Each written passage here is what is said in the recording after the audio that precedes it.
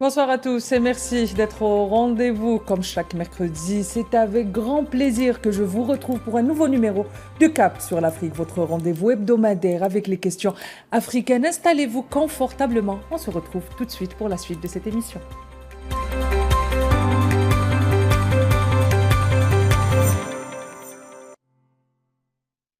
De Tombouctou à N'Djamena, de Gourma à Gao, le vent du désert ou le vent du Sahel ne se contente plus de balayer les dunes. Parfois, il emporte les illusions et d'autres fois, il dévoile les jeux de pouvoir qui entourent ce vaste territoire. Au cœur, depuis plusieurs années maintenant, d'une véritable géopolitique du chaos installée de façon méthodique par les puissances occidentales. Ces dernières semaines, le Sahel est en effervescence, ou tout du moins certains pays sahéliens, notamment les pays membres de l'Alliance des États du Sahel, qui accentuent leur coopération, notamment militaire, et qui, en même temps, ont organisé leur premier sommet. Dans l'actualité également, et à quelques jours après l'incident dit du drone neutralisé par l'armée algérienne à Tinzaouatine, frontière algéro-malienne, le Mali monte le temps, ou bien le temps monte de part et d'autre, faisant craindre de nouvelles tensions géopolitiques. Et la question demeure, pourquoi les autorités de la transition malienne plongent-elles la tête la première dans un bras de fer avec Alger? Et bien que l'AES et ses relations avec le voisinage attirent les projecteurs et attirent la presse, attirent les commentaires, il est à noter, cela dit, que le Sahel, c'est aussi d'autres pays, d'autres intérêts dont on parle moins. Au-delà de cette actualité brûlante, le Sahel, et on l'oublie souvent, c'est aussi la grande histoire, celle que les peuples se transmettent généreusement de génération en génération. Avant d'être une zone instable, une zone grise, une zone de géopolitique du chaos, le Sahel, avant les empires coloniaux et avant la domination occidentale, c'était aussi un espace structuré, dynamique et profondément connecté à un carrefour des empires, de civilisations et de cultures. Le Sahel, au cœur de l'Afrique, cible de l'empire, est la question à laquelle nous allons tenter de répondre ce soir. Et pour ce numéro, j'aurai le plaisir d'être accompagné de Omar Benbarti, analyste politique qui me rejoint depuis Oran. Bonsoir Omar, merci d'avoir accepté notre invitation. Merci, bonsoir à tous. J'aurai également le plaisir d'être accompagné ce soir d'un habitué également de Cap sur l'Afrique, Jonathan Batangane, qui me rejoint depuis Douala au Cameroun. Bonsoir Jonathan, merci d'avoir accepté notre invitation. Bonsoir aux millions de téléspectateurs de Al24. Bonsoir à M. Benbarti et à tous les techniciens. On se retrouve tout de suite.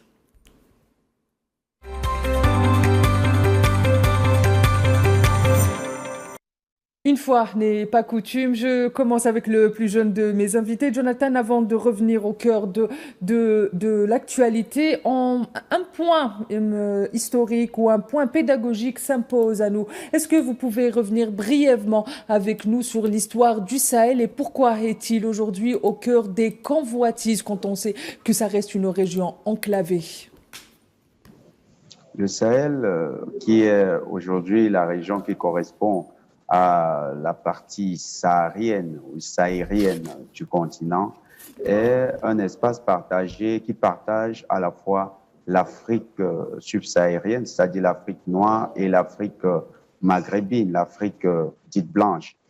Cette Afrique qui est plurielle est un carrefour de métissage, un carrefour de diversité ethnique, mais aussi de brassage entre plusieurs populations d'horizons divers et aussi un carrefour de rencontre entre les empires.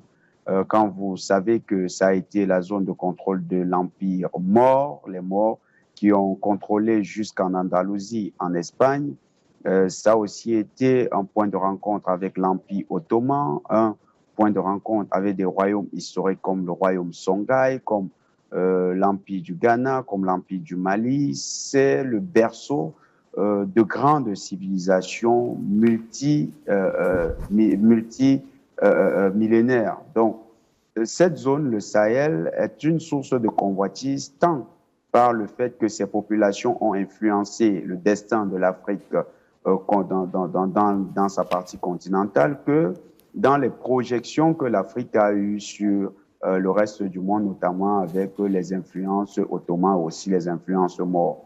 Le Sahel, c'est aussi cette partie du globe qui est convoitée par les puissances occidentales qui savent que cette zone est hautement riche en eau douce. Vous avez la plus grande rivière souterraine d'eau douce qui traverse l'Algérie, le Mali, le Niger, le Burkina Faso.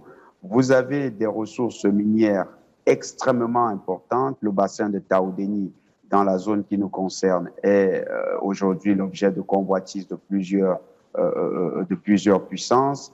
Et vous avez aussi une zone qui est riche en or, en diamants, donc en minerais stratégiques qui peuvent permettre à des pays de penser leur développement ou bien de penser leur compétitivité économique.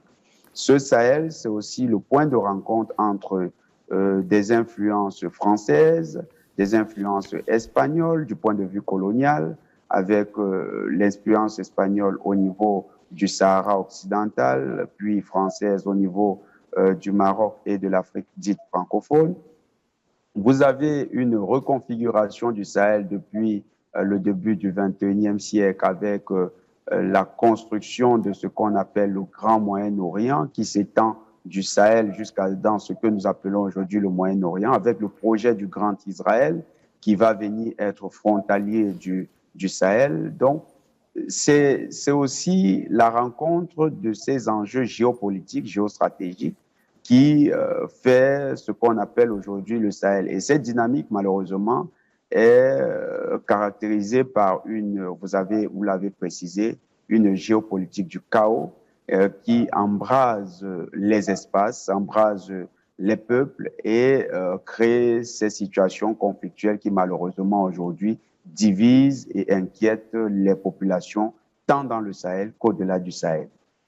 Très bien, comme je viens vers vous, Ammar Benparti, et comme vous le savez, comme le savent aussi nos très chers téléspectateurs, le Sahel traverse depuis plus d'une décennie un abcès sécuritaire sans précédent dans son histoire. Et je ne sais pas si je peux me permettre de le dire comme cela, mais parfois on a l'impression qu'un des enjeux autour de cet abcès sécuritaire, c'est de contrôler le narratif autour du, entre parenthèses, terrorisme.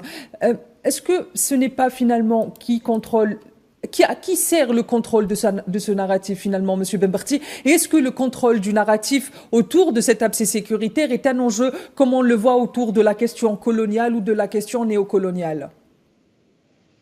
Oui, je pense que c'est tout à fait exact. Et ce qu'a dit notre ami Jonathan est bien documenté concernant la situation actuelle au Sahel et l'objet de convoitise qu'il peut constituer. Néanmoins, aujourd'hui, il y a un narratif effectif qui se traduit par des propos qui facilitent un petit peu ce que vous avez appelé la géopolitique du chaos et qui permet à certaines puissances occidentales, bien entendu, de développer une attitude tout à fait intéressée avec la situation qui existe au niveau des pays qui constituent cette bande importante que représente le Sahel. Mais ceci étant dit, l'objet de convoitise, il est normal. C'est un peu ce qui arrive dans tous les pays du monde, mais toujours est-il que le véritable enjeu, ce serait que les populations de ces régions puissent se prendre en main et puissent constituer elles-mêmes leur destin, de sorte qu'elles remettent en cause un petit peu les visions qui sont développées à travers ces convoitises. Donc, on revient à la situation actuelle où l'on voit des gouvernements qui sont en train de développer des attitudes tout à fait néfastes, je dis bien néfastes, pour l'ensemble de leur population, parce qu'elles ne vont pas dans le sens de l'intérêt de ces populations.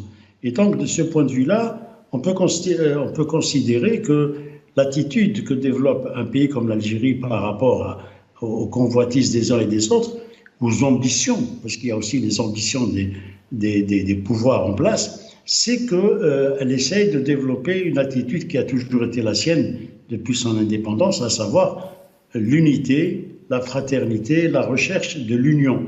Et si des pays ou des gouvernements tombent dans le péché mignon qui consiste à vouloir développer des pratiques individualistes, eh ben, je crois qu'elles sont vouées à l'échec. L'histoire nous a appris cela, cela fait plus de 60 ans que les aînés, les fondateurs de l'Union africaine avaient développé une vision. Je parle de Kwame Nkrumah, je parle de Modibo Keïta, je parle de Gamal Abdel Nasser, je parle de Mandela, etc. Ces gens-là avaient développé une vision qui consistait à développer la recherche de l'unité et trouver les voies et moyens de dialoguer, d'être ensemble, de se développer ensemble. Or, visiblement, aujourd'hui, il y a une génération qui arrive, qui se prétend, je dis bien qui se prétend panafricaniste. Mais ces prétendus panafricanistes, moi je considère qu'ils sont, pour certains d'entre eux, complètement à côté de la plaque, puisque le panafricanisme tel qu'il a été développé par les pères fondateurs des États africains consistait justement à rechercher l'unité, le dialogue, l'union, la recherche des efforts communs. Or, aujourd'hui, nous assistons à des personnels qui développent des attitudes tout à fait individualistes et qui ne vont pas les mener très très loin. Très bien, M. Bembarti, mais finalement, est-ce qu'on peut se poser la question à qui profite cet abcès sécuritaire sans fin? Est-ce qu'on peut dire à qui profite cette guerre sans fin au Sahel? Bien sûr que la question finale, c'est celle-là.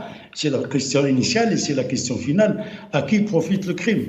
À qui profite le crime? On observe bien que ce crime ne profite en dernière instance qu'à ceux-là même qui ont toujours des visées colonialistes ou néocolonialistes sur l'Afrique. Et quand je parlais des prétendus panafricanistes, je considère que ceux-ci développent un discours à rebours de l'histoire, dans la mesure où ils développent des stratégies individuelles. Ils considèrent, par exemple que développer une forme de racisme à contre-courant, c'est productif. Or, cela est contre-productif. L'Afrique, quand on dit que c'était le continent noir, non, c'est un continent comme un autre, dans lequel il y a des populations qui sont basanées, d'autres qui sont noires, d'autres qui sont blanches. Qu'importe, le problème, il n'est pas là. Mais développer un discours de racisme pour dire parce que nous sommes africains, nous avons la peau noire et donc nous devons chasser tout ce qui est blanc d'Afrique, ça c'est complètement ridicule. La planète entière, la Terre telle qu'elle existe aujourd'hui, elle est constituée de différentes populations qui sont toutes originaires d'un même arbre, d'une même lignée, qu'elles soient blanches, jaunes, pâles, vertes ou blanches, qu'importe. Le problème c'est est-ce que nous avons des intérêts à développer en commun? Et je crois que la situation actuelle des pays africains, c'est d'abord et avant tout le développement pour en faire en sorte que les populations soient à l'aise et qu'elles puissent profiter de leurs richesses, ce qui n'est pas le cas. Nous voyons bien ce qui s'est passé au Soudan, ce qui s'est passé en Libye, le massacre qui a eu lieu en Irak, les massacres qui ont encore lieu aujourd'hui, chaque jour que le bon Dieu fait en Palestine, les guerres qui se développent à travers le monde montrent que la loi du plus fort est en train de devenir la seule loi qui importe aux yeux des gens qui développent des convoitises. Mais attention justement à ne pas tomber dans ce jeu du crime qui profite à ceux-là même qui ont intérêt à ce que ce crime soit réalisé, que le chaos se généralise. Très bien. Jonathan, est-ce que finalement, à la lumière de ce que vient de nous dire M. Bembarti sur les guerres d'influence que se livrent les grandes puissances, on peut considérer aujourd'hui que le Sahel est devenu un tout nouveau front d'une guerre d'influence entre les puissances globales, notamment en ce qui concerne l'industrie de l'armement? Tout à fait. C'est aujourd'hui ce à quoi on assiste avec une tentative surtout d'isolement de l'Algérie, qui passe par une instrumentalisation du dossier de l'AES, particulièrement la contradiction avec le Mali.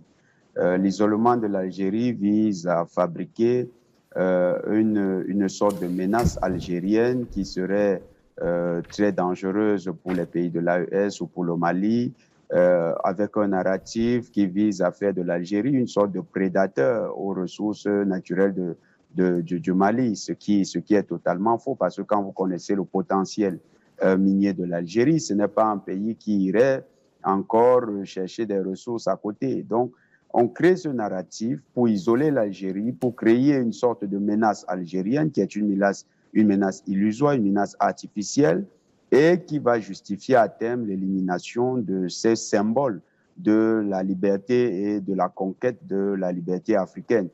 Et ça passe par des stratégies bien huilées, avec une stratégie de communication bien organisée, des acteurs qui, de part et d'autre, manœuvrent en coulisses et qui activent des velléités de repli identitaire. Malheureusement, aujourd'hui, l'opinion africaine est prise à revers et elle est prise dans le tourment de cette campagne de déstabilisation bien audit par les puissances occidentales, et elle répond favorablement à ces inputs envoyés dans le Sahel. C'est malheureusement ce à quoi on assiste. Très bien, très chers téléspectateurs, on se retrouve tout de suite après cela pour le grand angle de cette émission.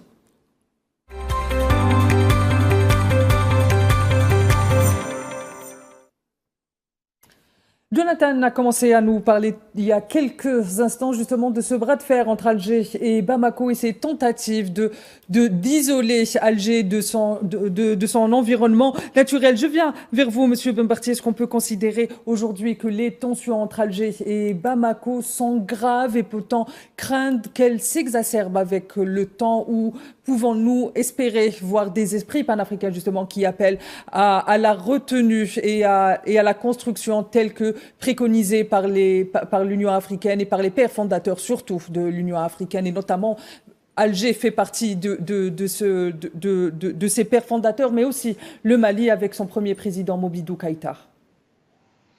Oui, non, mais je ne pense pas qu'il faille s'inquiéter outre mesure. Il y a, je l'ai dit tout à l'heure, des velléités de développer des stratégies individuelles, mais celles-ci sont liées intrinsèquement à la jeunesse et à l'inefficience du narratif qu'a évoqué Jonathan. Et les narratifs sont là, bien entendu, pour faire accroire qu'il y a un sentiment de marginalisation, d'isolation, de ceci ou de cela. L'Algérie n'a pas de leçon à recevoir de qui que ce soit, et je crois que de tous les pays africains, c'est celui qui a développé à travers son histoire, parce que l'histoire, elle est là, personne ne peut la gommer. L'histoire est là, et l'Algérie a montré à travers les soutiens qu'elle a développés vis-à-vis du Mozambique, contre l'apartheid, contre l'Afrique du Sud, raciste, contre les occupants de l'Angola, avec le Frélimo, avec le MPLA, avec tous ces pays qui ont bénéficié, entre autres, du soutien effectif de l'Algérie. Rappelez-vous que dans les années 70, on traitait Alger de la Mecque des révolutionnaires. C'était pas pour rien. Nelson Mandela, qui a passé une grande partie de sa vie dans les prisons et les geôles sud-africaines, lorsqu'il est sorti, rappelez-vous de son premier discours et de son premier déplacement. Donc, partant de là, les pères fondateurs sont là et personne ne pourra les gommer. Et le discours que tient l'Algérie est un discours qui reste fidèle à sa doctrine, à ce qu'elle a toujours développé depuis son indépendance chèrement acquise en 1962. Elle a été le phare de ce pays africain et elle continuera à l'être, même s'il y a des pays avec des gouvernements, j'allais dire de juntards, parce que ce ne sont que des juntards, qui développent une attitude tout à fait nuisible vis-à-vis de leur propre population d'abord, pas vis-à-vis de l'Algérie, parce que nous, ils ne nous touchent pas. M. Jonathan l'a bien démontré tout à l'heure, l'Algérie n'a besoin ni des ressources minières du Mali, contrairement à ce qui se dit, parce que certains panafricanistes, entre guillemets, ont développé une théorie disant que l'Algérie lorgnait sur les ressources en gaz et au pétrole du Mali. D'abord, encore faut-il prouver qu'ils en ont. Et deuxièmement, l'Algérie n'en a pas besoin. Elle a un Sahara qui fait plus de 2 millions de kilomètres carrés, donc elle n'a vraiment nul besoin d'aller chercher. C'est un peu ce qui se dit concernant la Russie. La Russie qui fait 22 millions de kilomètres carrés en prétend qu'elle veut envahir, mais la Russie n'a pas besoin de territoire à conquérir. Donc, on revient à ce discours et ce narratif. S'il y a des populations qui tombent dedans, tant pis pour elles.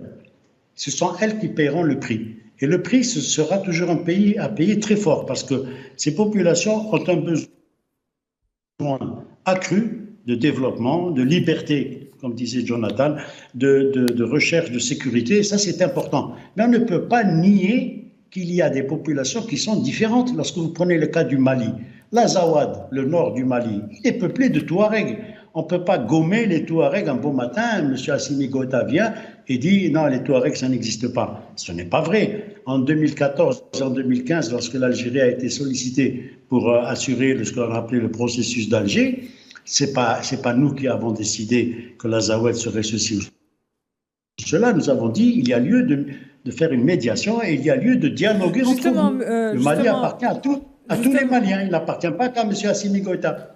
Justement, Monsieur Omar Ben Barti, on va revenir à cette médiation de l'Algérie qui a commencé, je rappelle, en 1991 avec les accords de Tamanrasset, puis arrive en 2006 les accords d'Alger, puis arrive en 2015 les accords issus du processus d'Alger pour justement tenter d'apporter un apaisement à cette région. Et on sait que au sein du Mali, au sein de plusieurs pays du Sahel, les tensions dites ethniques, et je mets ce mot entre parenthèses, sont souvent la raison de confrontation, que ce soit entre les gouvernements centraux, mais aussi entre ces populations elles-mêmes. Mais est-ce que finalement, on peut dire aujourd'hui, quand le Mali ou les autorités de la transition malienne ont décidé de mettre fin aux accords dits issus du processus d'Alger de façon unilatérale, elles ont définitivement changé de cheval de bataille ou changé de feuille de route ou changé carrément d'axe de géopolitique? Moi, je pense qu'elle se trompe. On ne peut pas gommer, encore une fois, l'histoire. Vous avez cité le début des processus de médiation qui remontent à Tamanrasset, à très loin, et les Touaregs, comme les Peuls, comme le Songhai dont parlait notre ami Jonathan tout à l'heure, comme ce qui se passe actuellement entre le Burkina Faso et la Côte d'Ivoire, etc. Il y a des populations qui existent dans ces pays. Il y a lieu aujourd'hui de trouver les voies et moyens de faire en sorte qu'elles vivent ensemble. Et pour qu'elles vivent ensemble, il faut qu'elles y trouvent chacun son compte. Il ne s'agit pas de dire « moi j'ai le pouvoir et je vais écraser les autres ». Ce n'est pas comme ça qu'on raisonne. Nous n'avons jamais raisonné comme ça. En Algérie, il y a des Chaouia, il y a des Kabyles, il y a des Arabes, il y a des ceci, il y a des cela, et il y a des Touaregs aussi. Mais les Touaregs algériens, ils ne sont pas en train de réclamer l'indépendance du Sud à Tamanrasset. Et les Touaregs qui sont au Niger, et les Touaregs qui sont au Mali, et les Touaregs qui sont en Mauritanie, et ainsi de suite. Et les Peuls qui sont au Sénégal, qui traversent un peu, ils sont à travers tout le territoire de ces pays-là. Donc, moi, je pense qu'il y a une volonté délibérée de la part de ces jeunes-tards, qui sont des gamins à mes yeux, qui ne comprennent rien au processus historique et qui font en sorte qu'ils veulent développer des situations conflictuelles, mais encore faut-il avoir les moyens.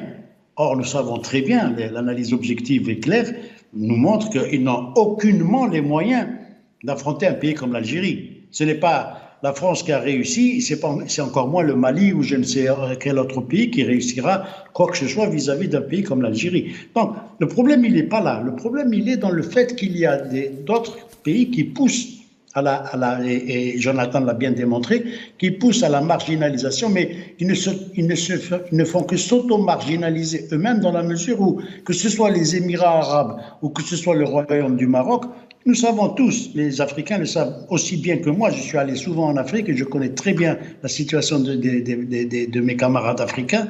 Il n'y a rien de ce que peut apporter les Émirats qui puissent satisfaire les pays africains.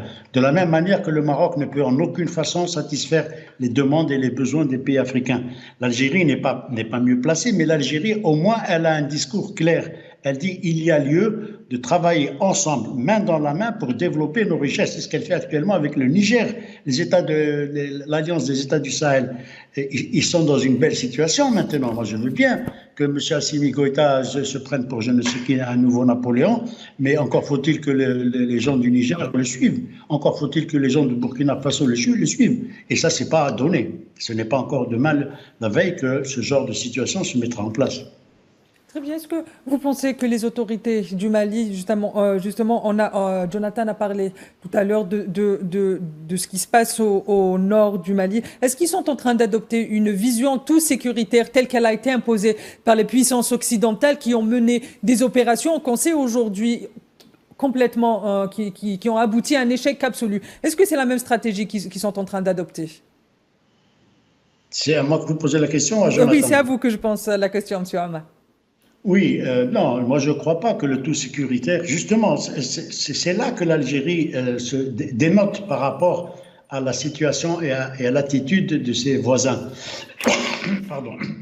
L'Algérie fait clairement savoir et clairement entendre que seule la médiation et le dialogue peut développer le vivre ensemble.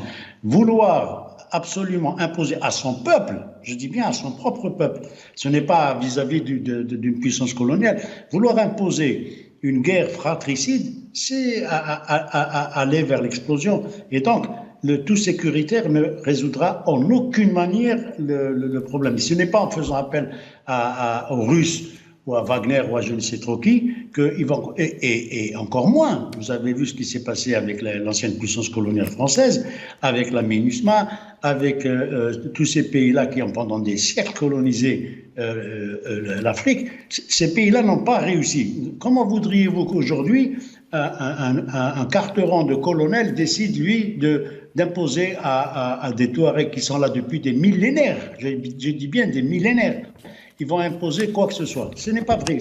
C'est une vue de l'esprit, et une vue de l'esprit qui va leur coûter excessivement cher.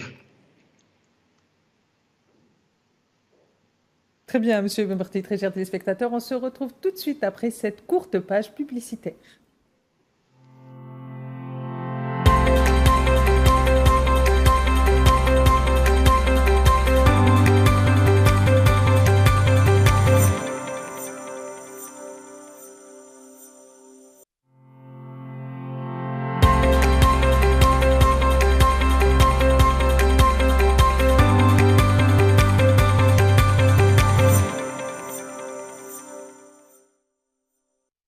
Chers téléspectateurs, bienvenue dans cette deuxième partie de Cap sur l'Afrique, votre rendez-vous hebdomadaire avec les questions africaines. Et c'est au Sahel qu'on fait escale cette semaine, et pour parler justement de la géopolitique qui entoure le Sahel, des enjeux et des jeux des grandes puissances ou des puissances globales qui tentent à tout prix de déstabiliser la région pour tenter de mettre en avant leurs intérêts. Monsieur Bembarti, on continue sur ce point sécuritaire autour du Mali plus précisément, du Sahel et du Mali plus précisément.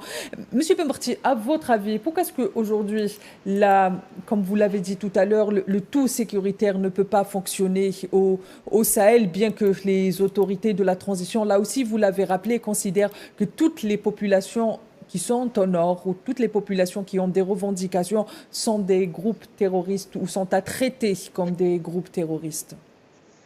Oui, la difficulté, elle est là, Madame Makassi. La difficulté, elle est dans le fait que les pouvoirs centraux, dès lors qu'ils s'accaparent de ce pouvoir, considèrent que tout ce qui est contre ce pouvoir-là peut être considéré comme terroriste. C'est faux. C'est faux parce qu'il y a des situations conflictuelles qui existent et qui sont latentes, qui sont là depuis des siècles. Et à partir du moment où vous faites l'effort de les réconcilier, vous pouvez arriver à une situation d'équilibre. Mais si, au contraire, on continue dans la perspective du tout sécuritaire, le tout sécuritaire, ça veut dire quoi? Ça veut dire simplement développer davantage les moyens de répression. Donc l'armée, les forces de sécurité. Les forces de sécurité, c'est l'armée, c'est la police. Et à partir de ce moment-là, où ça se passe entre vous, à l'intérieur du même territoire, vous êtes dans une situation de conflit qui risque de dégénérer. Nous voyons ce qui s'est passé en Irak, nous voyons ce qui se passe au Soudan. Ça se passe entre eux au Soudan. C'est entre deux généraux qui s'écharpent et qui s'entretuent. Ce sont les civils qui payent le prix fort. Nous sommes capables de le voir en Libye aussi. En Libye, qu'est-ce qui oppose l'Est et l'Ouest de la Libye? En vérité, rien. Ils vivaient sans problème pendant des années. Et puis un bon matin, voilà, quelqu'un vient dire ça c'est à moi, et l'autre dit non c'est à moi, et c'est moi qui vais décider. À partir du moment où vous mettez en jeu des conflits, vous allez développer davantage des investissements dans le système de défense et de sécurité, et cela se fera au détriment, bien entendu, du confort du peuple, de sa liberté, de l'éducation, de la santé, etc. Si on considère qu'il vaut mieux avoir une paix, même si elle est fragile, mais une paix que l'on consolide à travers de la médiation, du dialogue, ce qu'a toujours prôné l'Union africaine. L'Union africaine, c'était ça. Lorsque l'OUA a été créée, l'Organisation de l'Unité africaine, c'était de dire on ne va pas rentrer dans des conflits parce qu'ils avaient déclaré le principe d'intangibilité des frontières héritées de la colonisation, parce que sinon ça va déboucher sur des guerres qui ne cesseront jamais. Et donc, on préfère investir dans la paix, le dialogue et le consensus plutôt que dans la guerre. Dès lors que vous investissez dans la guerre, ça veut dire des dépenses supplémentaires et ça veut dire de la misère pour les gens. Donc, moi, je considère que aller vers ce qu'on appelle, ce qu'ils appellent eux, les terroristes, c'est complètement débile. Il y a du terrorisme, certes, il y a du banditisme, de la criminalité qui existe dans la zone du Sahel, mais elle est ancienne et elle peut être combattue. C'est le trafic d'armes, c'est le trafic de cigarettes, c'est le trafic d'organes, c'est le trafic d'êtres humains, etc. Ça peut se combattre, mais avec une union sacrée autour de ces situations, de ces phénomènes. Mais de là à vouloir confronter et dire que toute personne qui s'oppose à mon régime est un terroriste parce qu'elle n'est pas d'accord ou je ne suis pas d'accord avec elle, là, on n'est pas sorti de l'auberge. Aujourd'hui, c'est les Touaregs, demain, ce sera les Peuls. Justement, est-ce qu'il y a aujourd'hui au Mali ce qu'on appelle la question Peul ou la question Telgui, la question de l'ensemble des populations, de l'ensemble des populations qui composent le peuple malien ou la nation malienne? Est-ce qu'on peut craindre aujourd'hui une montée d'un cran des tensions entre ces différentes populations, mais surtout une méfiance sur le front intérieur au Mali? Sur le front intérieur, bien entendu, parce que si la junte qui est au pouvoir actuellement continue dans son aveuglement à vouloir absolument privilégier une ethnie par rapport au reste des ethnies, et bien entendu, ça va aller vers des conflits incessants. Aujourd'hui, je le disais, c'est les Touaregs, demain ce sera les Peuls, et ainsi de suite. Mais on ne peut pas avoir cette vision lorsqu'on est un homme sage et qu'on essaie de développer le pays avec tous les moyens. Parce que des richesses, il y en a, il suffit de s'organiser et de faire en sorte que chacun y trouve son compte. Mais pour que cela puisse se faire, il faut encore accepter de partager le pouvoir.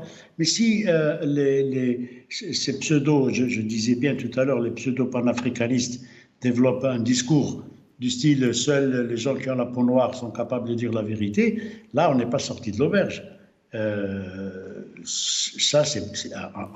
Moi, j'ai entendu des panafricanistes dire des choses horribles sur l'Afrique du Nord. Ils disent que nous sommes des Blancs et que, comme tels, nous devons disparaître de leur continent. Ça, en 2025, tenir un discours pareil, je suis beaucoup plus africain qu'ils ne le pensent et ce n'est pas mon existence qui date d'hier. Ça remonte à les Berbères, Massinissa et les Carthaginois et les Romains en ont su déjà quelque chose.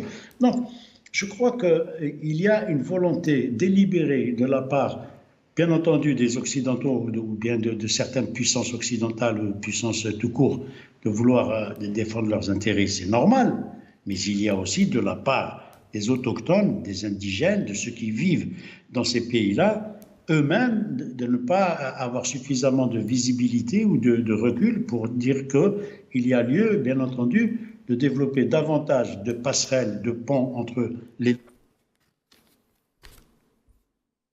Un Peul, ce n'est pas un Songhai ce n'est pas un ceci, et un Touareg, ce n'est pas un... C'est un Malien, certes, mais il n'est pas malien au même titre que le gars de Bamako. Donc, si on lui dit non, toi de là que je m'y mette, ce n'est pas ta place et tu vas disparaître, bien entendu que cet homme-là n'acceptera jamais, puisque c'est sa terre aussi. Les Touaregs, l'Azawad, ça appartient aux Touaregs, ça n'appartient pas à des gens qui viendraient un bon matin leur dire vous sortez d'ici et je vais vous massacrer à l'aide de drones ou de milices étrangères, qu'elles soient russes, françaises ou autres, qu'importe. Le problème, il n'est pas là. Le problème, il est que vous n'avez pas à faire entrer des soldats étrangers sur votre territoire. C'est ça le principe de base. Et pour éviter justement de faire entrer des soldats étrangers sur mon territoire, je dois m'entendre et discuter et dialoguer avec les personnes qui sont sur la place. Bien entendu, cela ne m'empêchera pas de combattre les criminels, les bandits de grand chemin, ça c'est une autre histoire. Mais il ne faut pas confondre la personne qui n'est pas d'accord avec votre vision du pouvoir ou bien du développement du pays. Quand vous prenez le Mali, vous voyez que la jeune qui a pris le pouvoir il y a 4 ou 5 ans, elle se développe uniquement au sud et elle considère que le nord n'a aucune raison d'exister. Elle le délaisse complètement et elle considère que seules les armes les feront taire. C'est une grave faute. Pas une erreur, c'est une faute. Mais c'est une faute qui va leur coûter très cher. Et donc, à partir de ce moment-là, l'Algérie, sa position de neutralité, elle est très claire. Elle dit, moi, je ne m'occupe jamais des problèmes internes dans les pays, je ne m'ingère pas, mais si vous me sollicitez, ça a été l'objet de la médiation, rappelez-vous, vous l'avez si bien cité tout à l'heure, dès les années 80, ça a commencé, mais pour faire de la médiation, pas pour faire de... La médiation, ça veut dire de la négociation.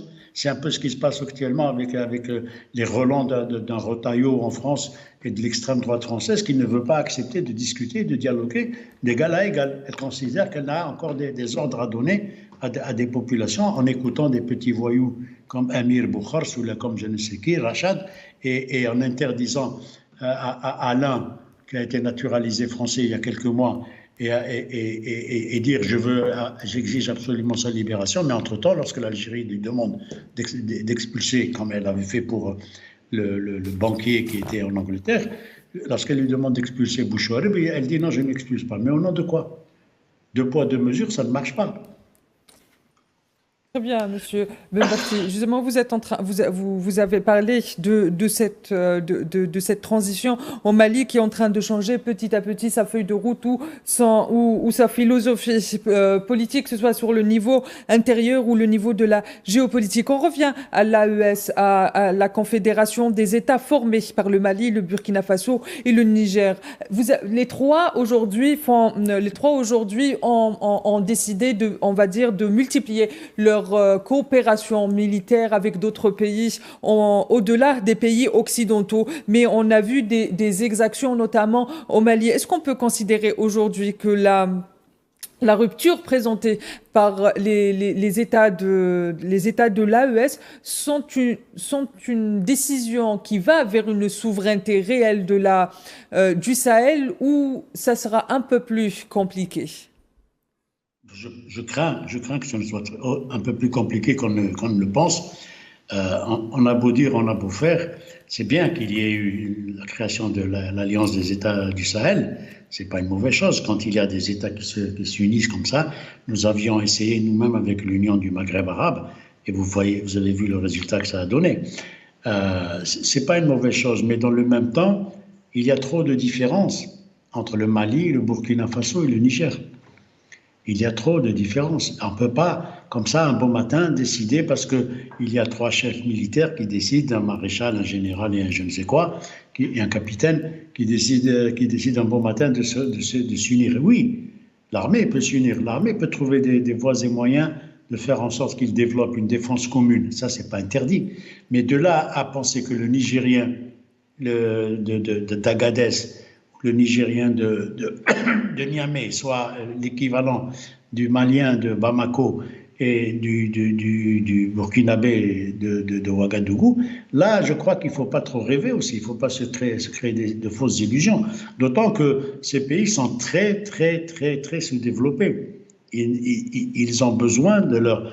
Ce sont des pays enclavés déjà, mais ils ont besoin de leur voisinage. Et si vous vous mettez sur le dos... de dire que finalement, aujourd'hui, c'est juste une alliance de circonstances que forment ces 3 pays-là.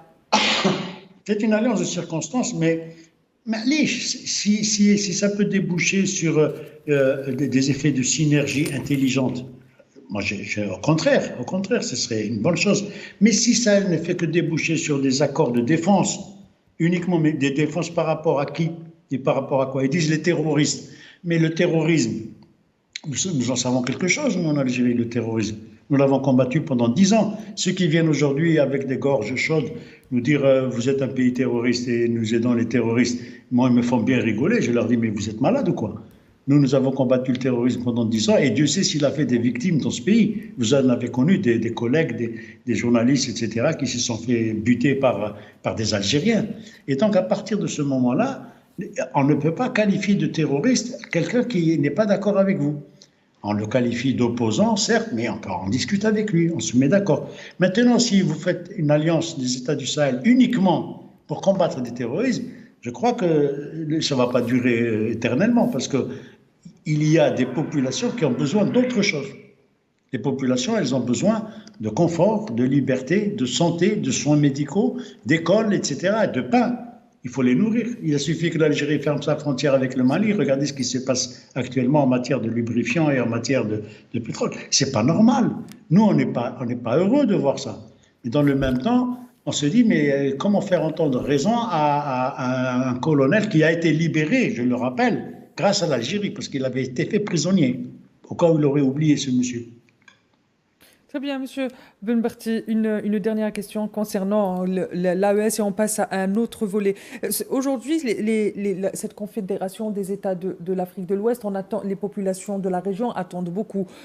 Elles ont beaucoup d'espoir vis-à-vis de cette configuration historique, finalement. Est-ce qu'on peut s'attendre est-ce que ces États, par exemple, demandent à sortir, qui sont sortis aujourd'hui de la CEDEAO, demandent à sortir, par exemple, du franc CFA ou des décisions un peu plus souveraines et qui dépassent le militaire pour aller vers le développement? Vous savez, la souveraineté, Madame Kininen, la souveraineté, ça a un prix.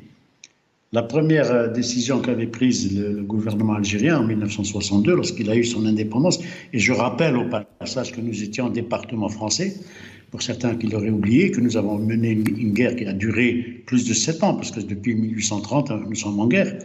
Et la souveraineté, ça commence par la création d'une monnaie. Et nous avons commencé avec le Fonds de solidarité Sandouk Tadamoun à créer le dinar algérien alors que les caisses étaient vides. Rappelez-vous, l'État français, lorsqu'il est parti, là, il a vidé toutes les caisses du trésor algérien. Aujourd'hui, ces 3 États du Sahel continuent de fonctionner avec le franc CFA. Le franc CFA, il est fait à Chamalières. Chamalières, c'est une petite ville, une bourgade autour de Clermont-Ferrand. Le franc CFA, il émarge sur le trésor public français. À partir du moment où vous n'êtes pas encore en mesure de frapper votre monnaie à l'effigie de je ne sais quel héros malien, burkinabé ou nigérien, vous ne pouvez pas continuer à développer et à dire je paye en franc CFA, etc. Ils ont quitté la CEDEAO, d'accord, encore sur un coup de tête, mais la CEDEAO voulait les envahir. La CEDEAO avait des velléités guerrières avec ces pays, alors qu'eux-mêmes étaient des pays fondateurs de la CEDEAO. Donc, il a fallu que l'Algérie mette son grain de sel pour dire aux gens du Nigeria, par exemple, ça il faut le rappeler aussi, dire au Nigeria, vous ne touchez pas au Niger. Et c'est comme ça que le Nigeria a fait marche arrière. Il a fallu que l'Algérie dise à la France, il est hors de question que vous survoliez le territoire algérien pour venir taper sur le Niger. Et ça, nos amis nigériens ne l'ont pas oublié. Si maintenant il y a des hommes politiques qui, pour le pouvoir, sont capables de dire des mensonges, ça c'est leur problème.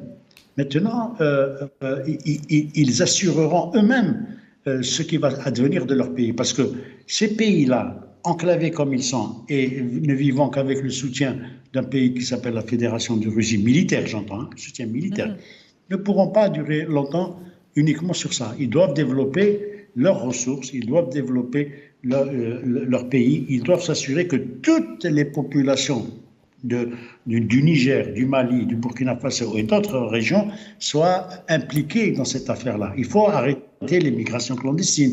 Il va falloir faire ceci, il va falloir faire cela, il va falloir les doter en matière d'eau, qu'ils aient des centrales d'électricité qu'ils n'ont pas. Il y a 80% de la population nigérienne qui vit sans électricité.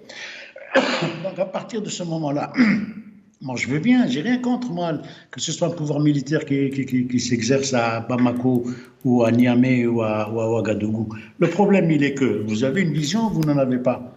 Si votre vision, ça s'arrête uniquement dans le tout répressif, dans le tout sécuritaire et uniquement dans le combat contre le terroriste, là, je leur dis bonjour. Je leur dis bonjour les dégâts parce qu'ils ne vont pas s'arrêter. Et ce n'est pas les populations qui vivent sur leur territoire qui arrêteront de développer leur opposition à ces régimes-là. Donc, l'association des États du Sahel, en soi, ce n'est pas une mauvaise chose, mais encore faut-il que ce ne soit pas uniquement et exclusivement basé sur des trucs symboliques comme avoir un passeport commun ou sortir du franc CFA, ce qui n'est pas encore fait, cela fait plus de 4 ans qu'ils sont en pouvoir, mais ils n'ont toujours pas quitté le franc CFA. Moi, je demande à voir, je veux voir quelle est leur politique de développement, quelle est leur politique d'industrialisation, quelle est leur politique agricole, quelle est leur politique hydraulique. Est-ce qu'ils en ont une? C'est bien d'acheter des armes, mais ça ne suffit pas. Très bien, Monsieur Bepartier, au sein du Sahel se cache une autre guerre beaucoup plus pernicieuse, c'est l'accaparement des terres ou l'accaparement des richesses des populations sahéliennes. Et pas qu'au Sahel, et c'est un problème qui touche principalement l'ensemble de l'Afrique de l'Ouest, ou si ce n'est l'ensemble du continent africain aujourd'hui qui fait face à l'accaparement des terres par les grandes multinationales et les puissances occidentales. Monsieur Bepartier, avant de revenir sur ce point, on va revenir sur quelque chose que vous avez dit tout à l'heure. On sait aujourd'hui que le Sahel était aussi, bien que enclavé, il est directement lié au destin des pays qui l'entourent, notamment le Cameroun, le Soudan, la Somalie, Djibouti, la Corne de l'Afrique. Est-ce qu'on peut considérer que cette région, l'ensemble de ces pays que je viens de citer, font face à de nombreux abcès sécuritaires et à de nombreuses difficultés? Est-ce qu'on peut considérer aujourd'hui que le fait de déstabiliser le Sahel fait partie de cette stratégie systémique organisée par les puissances occidentales dont l'objectif est de balkaniser ou de créer des micro-petits États au sein du Soudan, au sein de cette région? On l'a vu, le Soudan a été scissionné et aujourd'hui on s'apprête à aller à de nouvelles divisions et à de nouvelles fractures au Soudan. Bien sûr, mais je crois que c'est l'objectif recherché, c'est de balkaniser, comme vous l'avez si bien dit, de balkaniser l'ensemble du continent. Regardez ce qui se passe au Congo, enfin au Zaïre. Vous avez un tout petit pays qui s'appelle le Rwanda, qui pille un pays énorme qui s'appelle le Zaïre. Il y a quelque chose qui cloche, moi je ne comprends pas. Et ça, c'est la main, bien entendu, des autres puissances, qu'elles soient occidentales ou autres, qui sont là pour justement, le Cameroun lui-même va faire l'objet de scission. On parle du Cameroun du Nord qui est anglophone et le Cameroun du Sud qui est francophone, etc. Ces pays ne sont pas sortis de l'auberge. Sauf qu'il y a eu les pères fondateurs. Les pères fondateurs en Afrique du Sud, en Algérie, au Ghana, Kwame Nkrumah et Lumumba qui a été assassiné, etc. Ces gens-là, ils avaient une vision qui leur permettait dans les années 60-70 de développer ensemble leur société. Toujours est-il qu'aujourd'hui, on découvre que des putschistes arrivent, et parce qu'ils ont le pouvoir de la mitraillette, et donc ils se mettent en place et ils pillent autant qu'ils peuvent ce qu'il y a à piller. Ils le pillent pour une ethnie ou en faveur de telle ou telle puissance. Vous croyez que les pays, quels qu'ils soient, les pays de l'Est ou du Nord ou de l'Ouest ou du Sud, ne viendront jamais, ni la Fédération de Russie, ni la Chine, ni les États-Unis, ni la France, aucun ne viendra en Afrique uniquement pour les beaux yeux des Africains. Il ne faut pas se faire d'illusions là-dessus. Ces pays-là n'ont que des intérêts et s'ils viennent, c'est pour vendre leurs armes, c'est pour prendre l'uranium, c'est pour prendre de l'or, c'est pour prendre les diamants, le lithium, etc. Donc partant de là, une fois qu'on a compris ça, on essaie de développer une politique d'équilibre dans le sens où on se dit que si on n'est pas le plus fort, il faut être le plus sage. Si je ne suis pas le plus fort, j'attends d'être le plus fort. Regardez ce qui se passe en Iran aussi. J'essaie d'être le plus sage et pour être le plus sage, il s'agit de surveiller ses arrières et de faire très attention à ses alliances. Partant de là, l'Afrique n'est pas sortie de l'auberge en termes de convoitise. Ces pays ont tous besoin de matières premières. Or, les matières premières sont en Afrique. Pourquoi on parle beaucoup plus de l'Afrique et on ne parle pas de l'Amérique du Sud? Bon, peut-être qu'il y a la distance, mais toujours est-il qu'en Amérique du Sud, il y a aussi des velléités pour éteindre le Venezuela, pour faire en sorte que le Pérou ne s'exprime pas, pour que la Colombie traverse ce qu'elle a traversé, etc.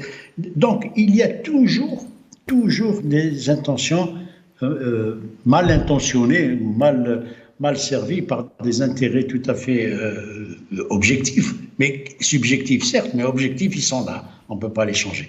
Et partant de ce principe-là, vous avez le néocolonialisme. D'accord, on sait ce que c'est, on le connaît, on a eu à subir ses affres, mais toujours est-il qu'il n'y a pas que le néocolonialisme, il y a l'ensemble des intérêts de la planète qui fait que aujourd'hui la Fédération de Russie ou les États-Unis d'Amérique ou la Chine se battent chacun pour un leadership particulier et ils ne se feront pas de cadeaux.